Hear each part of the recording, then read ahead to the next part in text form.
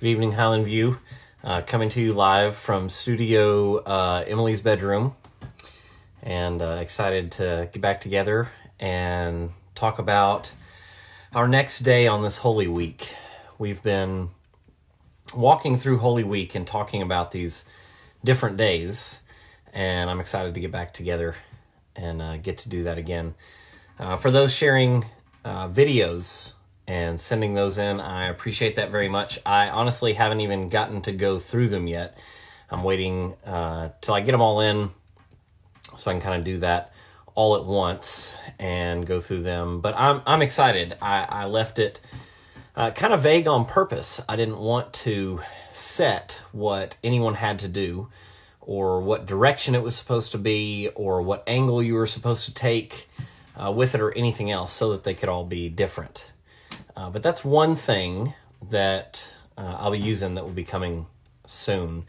We've got a couple other neat multimedia things coming out, some other interactive experiences that we're working on and that some other people are working on and sharing with us as well. And those will be coming out over the course of the weekend, most of them on Sunday, that we'll kind of have the most time together and get to roll that out. So we'll have some cool stuff coming. Interactive experiences and videos and some artwork and different things like that. You know, as we've talked about, this is a very different experience and a very unique experience. But in that, you know, God has really given us some cool opportunities to make it personal still and add in some really cool pieces. So I'm excited for what the weekend will bring, as I've really enjoyed last weekend doing the family retreat and this week walking through the days of Holy Week. Hey, David, happy birthday to you and Paula and Amanda Vanover. We've got several birthdays today. They're exciting. I hope you've been watching the videos up to this point and kind of walking through Scripture on your own and looking at these days. You know, we start with Palm Sunday. And you can read through this, what we call the triumphal entry of Jesus. It wasn't exactly the entrance of a king, but you know, there was a lot to it, and there were a lot of people who thought that that's exactly what it was. And then Monday and Tuesday, reading through Jesus's change in scheme, so to speak, changes in his response to the Pharisees and changes in his response to being questioned. Wednesday, we made our first video and we talked about how being still and the things that happened on Wednesday. Yesterday, we made our second video to talk about Maundy Thursday and the command given that we love one another. Today, we come to Good Friday. This is the one that, you know, outside of Easter Sunday, of course, that most people are the most familiar with, this idea of Good Friday. What throws people for a loop is how on earth we could possibly call it Good Friday. And so I want to talk a little bit about that. Let me give you some notes. Rewatch the video, rewind it back, and write these down, or if you've got a pen and paper, jot them down, put them on a note on your phone. Whatever you've got, you can rewatch this. The video will be posted shortly after we finish. But look through these pieces of Scripture. Look through Matthew 27. The entire chapter is dedicated to this.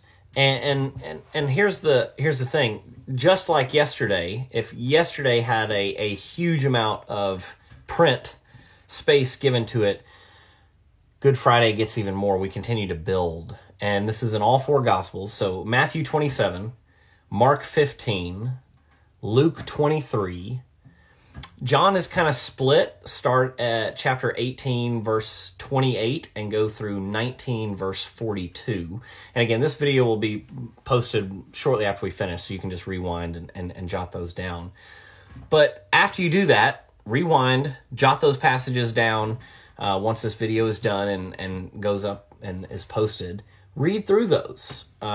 Pick one and read through it. They're all a little different. You know, we all get a different perspective from each of them. Matthew, the tax collector, brings us one perspective. Mark, the tag-along youngest youth group member, who is Peter's disciple, brings a very different vantage point of basically, bringing us the gospel of Peter, more or less. Luke, we get the perspective of a research paper. Hey, Fanny. We get the perspective of Luke going back and interviewing people, and we get this, kind of medical journal research paper from Luke. John comes in, and we get the poetry, the flowery pieces that John writes in it. But all four Gospels talk about this day. And it starts exactly where we left off last night. They've been in the garden. Jesus has been arrested. All the chaos ensued, and Jesus brings calm. And then Jesus is taken away. Everybody kind of splits. Peter follows. We know, the denials, the betrayal come after that. But Jesus is there, Caiaphas' house, basically. And they come out of this. They're like, all right, so we've got him. We finally got him. We've been waiting to get him. Jesus was kind of slow playing everybody before with, don't run and tell and not being in your face. But now Monday and Tuesday, he loaded them up with ammunition. And so they've got him now, and they're like, all right, this is it. This is our chance. There's one problem. The Jews are subjects themselves. This is Roman rule. And so they don't have the power of a public figure like this to execute someone. And so they take him to Pilate. It's a really, really fascinating interaction when they get to Pilate. They bring him to Pilate's place, the governor's mansion, so to speak. Pilate comes outside, talks to him, because they can't defile themselves by going in Pilate's house during Passover. That would be improper. And so Pilate comes out and talks to them, and they're like, what are you doing? And they're like, we brought you this guy, and clearly, we wouldn't bother you if he wasn't awful and terrible. And so Pilate wants to know, what's so awful and terrible? And so Pilate goes and talks to Jesus. And he comes back out, and he tells him, he's like, you guys are nuts. This guy's harmless. Like, okay, fine. If you need me to do it, I'll punish him, give him some knocks, some lashes, something, and I'll send him on his way. And they're not having it. They want Jesus crucified. Pilate sees no reason for this at all, which really says something, because in fairness, Pilate really probably doesn't care a whole lot. But even Pilate says, there's just no reason for this. And so Pilate wants to kick him back out, and they're not having it. And so Pilate comes up with a plan to get Jesus free. Read into this. Pilate comes up with a plan to get Jesus free. Typically during this festival, to appease the Jews and, to be a good neighbor, so to speak, Pilate will let some prisoner go. And he's like, okay, so we'll make this easy. I'll get Jesus out this way. I'll go grab this guy who's the worst of the worst, Barabbas. He's a thief. He's a criminal. He's a murderer. And untold other atrocities, basically, is kind of how this reads. A absolute menace. Terrible guy. Bound for death. And he's like, okay, fine. You want to play this game? I'll play this game. Would you like me to release Barabbas, this terrible, awful human being who is a thief and a murderer and all of these other things, or can we let Jesus go now? Well, they cry Barabbas. They cry that they want Barabbas to be set free. Pilate is no fool. Pilate knows this is a setup. He knows this stinks. And at this point, Pilate fully understands, oh, okay, I've been set up. I have been set up. And he felt that way in the beginning, and he tried to kick Jesus back out and let him go, and then he's like, okay, fine, I'll punish him, and then I'll let him go. And then he came up with this plan to get Jesus free using Barabbas. And now, when they won't even take that deal, he knows fully, okay, I'm the dupe here. I've been set up. And so he starts talking back to him. He's like, come on, guys. Like, for what? What on earth would we crucify this man for? No answer is given. It's a lynch mob. It's an absolute lynch mob. And Pilate sees it. And Pilate's job is to keep the peace. And what will mess up the Jewish people is if they break the peace, because then that makes Pilate's peace broken, and then Pilate looks bad to Rome, and it's the boss of the boss of the boss of the boss.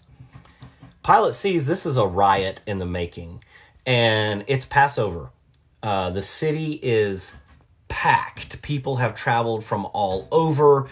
Pilate does not need a riot on his hands, and so Pilate gives in, and he says, okay, fine, but Pilate literally washes his hands in front of the entire crowd, washes his hands, tosses the water, and says, all right, this is on you.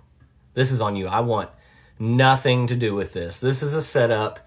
You all are. It even says Pilate recognized that they were just envious. That was the only thing that they had against this guy, Jesus. So Pilate washes his hands. That's where the saying comes from. I wash my hands of this. Pilate washed his hands of it, shook it out in front of him, was like, I am out. This is not on me. And they take it. They're like, that's fine. Put it on us. We'll take it. From here,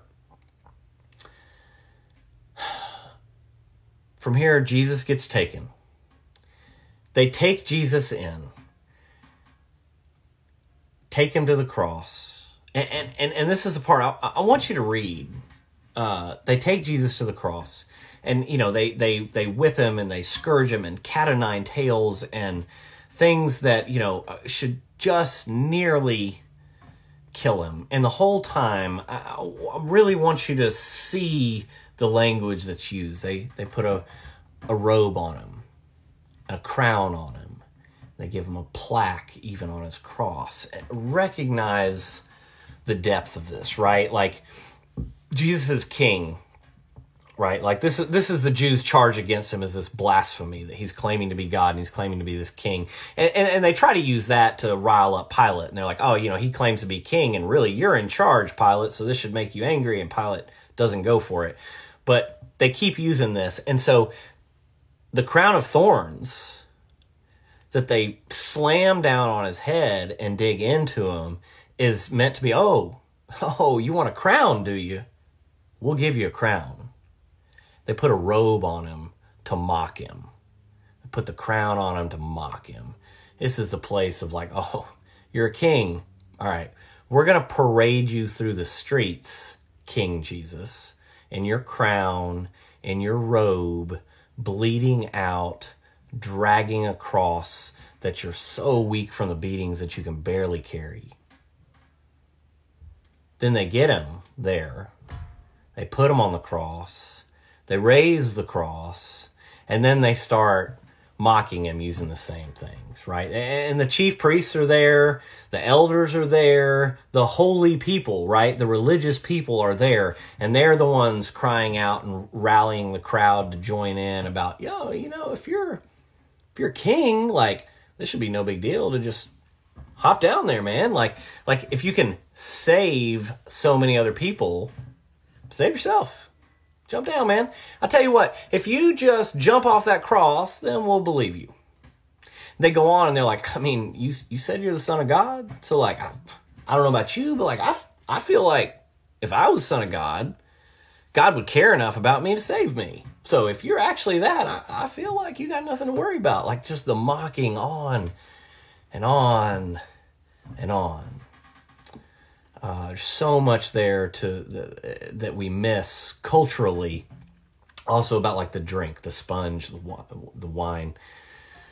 Culturally, things a lot that we miss there. But this goes on and on and on. Jesus dies.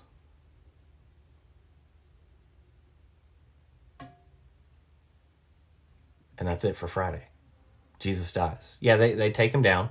Pilate's shocked, right? Because evidently Jesus was a beast of a guy, right? Like he was raised by a carpenter, and carpenter probably also included like stonemason work and things like that. And Jesus would have done that most of his life growing up. So Jesus was swole, right? Like Jesus was a strong, healthy guy. And then he walked everywhere. He did everything. He was so strong, in fact, that Pilate was shocked that it only took him this amount of time to die. The soldiers, the executioners who did this for a living were shocked that it only took him this amount to die. That's thus the stab in the side, as they were like, I don't know. Like, is he just passed out or faking? Like, what's happening? They were all shocked. But in the end, Jesus died. He's dead. And very purposely, for all the reasons of what we'll talk about tomorrow, I end this video as abruptly as Friday seems to end. Jesus, Friday, is dead.